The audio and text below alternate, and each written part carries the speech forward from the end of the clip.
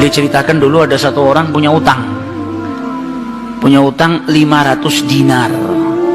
Dia punya utang banyak sama orang, kemudian datang waktunya semua pada nagih, maka dia kebingungan, nggak punya uang. Akhirnya dia pergi ke salah seorang saudagar, dia pinjam uang 500 dinar. Diberikan sama saudagar tadi. Sebelum diberikan ditanya, kapan mau kau kembalikan uang ini? Maka dia berkata, insya Allah di tanggal sekian saya kembalikan. Uang itu diambil, dia bayarkan hutangnya satu persatu. Selesai dibayarkan tidak tersisa uangnya, nggak ada sisa modal untuk dia putarkan supaya bisa bayar utangnya yang 500 dinar ini. Karena apa? Memang dia pinjam sesuai dengan kadar hutangnya. Sampai ketika datang waktu jatuh tempo, yang punya uang datang ke rumahnya nagih, mana uang 500 dinar yang kau pinjam? Kau janji hari ini akan melunasinya. Maka dia bilang, demi Allah sepeser pun saya nggak punya, saya belum mendapatkan apa-apa untuk saya bayarkan kepada dirimu. Maka yang punya uang nggak mau tahu. Engkau janji tanggal sekian mau kau bayar, sekarang sudah jatuh temponya, maka bayar hutangmu sesuai dengan ucapanmu. Dia bilang, saya nggak punya. Lalu begitu ayo pergi ke Qadhi, pergi ke hakim, nggak benar ini perbuatanmu. Maka yang utang tadi dibawa sama yang punya uang ke hakim. Diceritakan perkaranya, ditanya sama hakim, kenapa tidak kau bayar hutangmu? Bukankah engkau berjanji hari ini akan melunasinya? Dia bilang, iya saya berjanji, tapi saya nggak punya uang. Saya bukan pengkhianat, bukan orang yang mau berdusta. Kalau berdusta saya akan bilang saya nggak punya uang. Nggak ada perjanjian di sini, nggak ada bukti. Tapi saya ngaku kalau saya punya hutang dan hari ini saya nggak punya uang untuk saya bayarkan. Maka Qadhi berkata, apa kalau begitu kau melanggar janjimu, maka engkau harus dihukum, engkau harus dipenjara.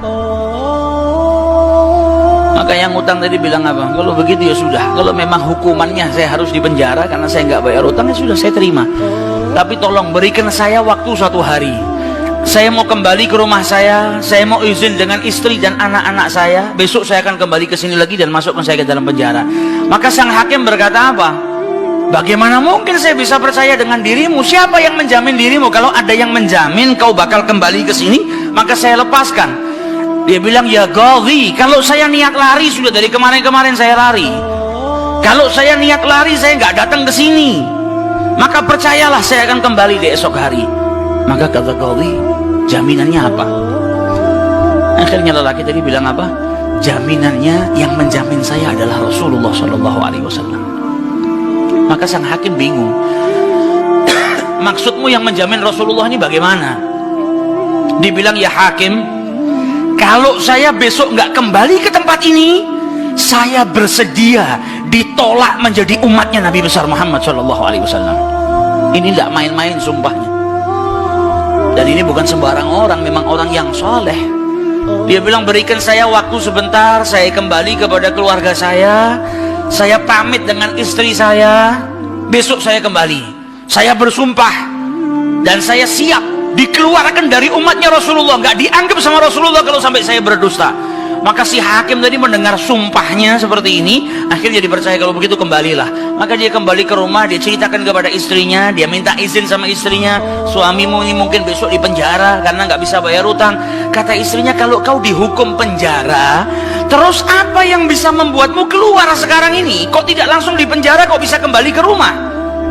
Kata suaminya, karena saya mendapatkan jaminan. Dari siapa? Dari Rasulullah. Dia ceritakan, saya bersumpah kalau saya nggak kembali di esok hari, saya rela tidak dianggap sebagai umatnya Rasulullah SAW.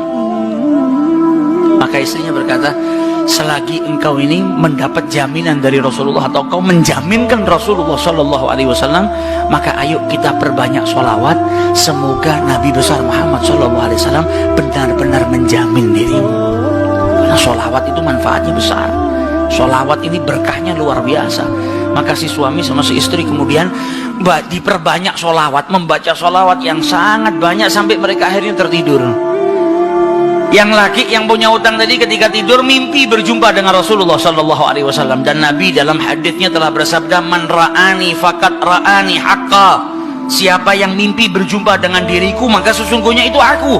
Karena syaitan gak bisa menyerupai Nabi besar Muhammad SAW. Dan orang yang dalam hatinya ada mahabbah, orang yang rindu, orang yang membersihkan dirinya, orang yang memang benar-benar ingin berjumpa dengan Rasul SAW, akan diperjumpakan oleh Allah Subhanahu Wa Taala dalam mimpinya ataupun dalam keadaan yaqdhatan. Karena Nabi pun menjelaskan ada orang-orang yang bisa melihat Rasulullah SAW dalam keadaan sadar. Sebagaimana dulu diriwayatkan ada seorang santri kepingin ketemu sama Rasulullah, pingin mimpi. Tanya sama gurunya, sama kiainya, ajarkan kepadaku caranya mimpi ketemu Rasulullah itu bagaimana. Kata kiainya, apa? Gampang. Nanti malam kau makan ikan asin yang banyak, setelah makan jangan minum, kau tidur. Maka dia bingung, apa hubungannya ikan asin dengan mimpi ketemu Rasulullah? Praktekkan. Ini kiai mau mendidik santrinya yang betul-betul kepingin berjumpa dengan Rasulullah, pingin mimpi dengan Rasul SAW. Maka malam hari datang, dia makan ikan satu piring, setelah itu nggak minum, tidur. Bangun tidur, dia pergi ke gurunya, marah, mana saya nggak ngimpi ketemu Rasulullah. Kata gurunya, apa yang kau impikan? Kau mimpi ngelihat apa? Kata santri tadi, saya mimpi ngelihat laut, ngelihat sungai, ngelihat hujan, ngelihat air terjun. Kata gurunya, karena sebelum tidur yang kau rindukan adalah air. Kau makan ikan asin sehingga kau kehausan.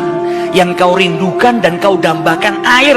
Maka apa yang kau rindukan dan apa yang kau dambakan datang dalam mimpi.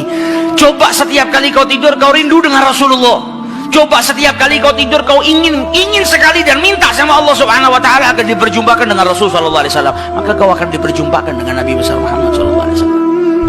Nah, ini yang diajarkan sama para ulama.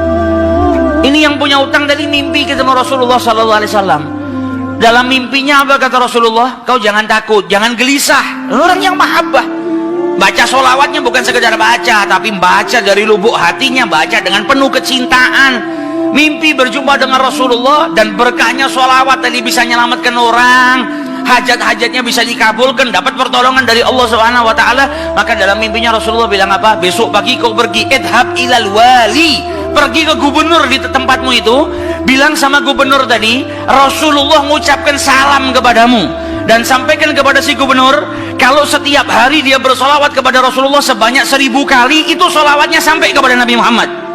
Dan sampaikan kepada si gubernur, tadi malam dia itu kebingungan, baca solawat sudah 1000 atau belum, ada salah dalam menghitung sehingga dia itu gelisah, saya sudah 1000 atau belum. Maka sampaikan kepada gubernur itu bahwasanya sholawatnya sudah sampai 1000, jadi dia nggak perlu gelisah. Bangun dari tidur, dia mau kembali ke Gaudi, tapi sebelumnya dia pergi ke wali, pergi ke gubernur tadi. Sampai di rumahnya gubernur, dia sampaikan, wahai wali, wahai gubernur, Rasulullah menitipkan salam kepadamu. Kaget dia. Orang yang selama ini dia sholawati, gubernur ini gubernur yang cinta kepada Rasul Sallallahu Alaihi Wasallam, tiba-tiba ada orang yang datang bawakan salam dari Rasul Sallallahu Alaihi Wasallam.